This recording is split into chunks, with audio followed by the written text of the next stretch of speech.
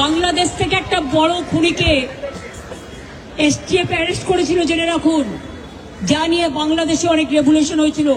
অন্য দেশের কথা আমি বলছি না, আমার বলার অধিকার নেই, কিন্তু আমি যেটা বলছি পয়েন্টটা, তারপরে তারা মেঘালয় দিয়ে বাংলায় চলে আসে।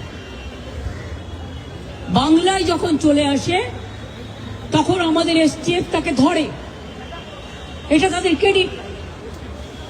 তারপরে হোম মিনিস্টার নিজে আমাকে ফোন করে বলছেন, এতদিন তো কই আমি বলিনি, মুখ করিনি, আজকে অত্যাচারের শেষ সীমায় গেছেন বলে। কারণ এটা জানে, আমি এখনো নামটা বলছি না ভদ্রতা করে, বাংলাদেশের লোক উত্তাল হয়ে যাবে। আমি সেটা চাই না, আমি দেশকে ভালোবাসি, না বলবো না দেশের স্বার্থে। কি বললেন?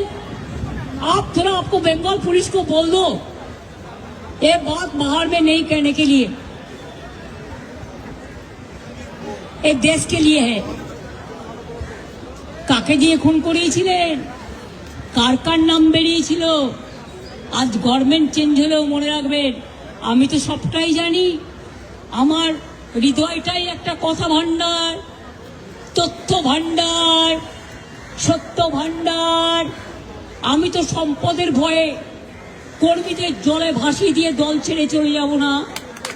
আমার তো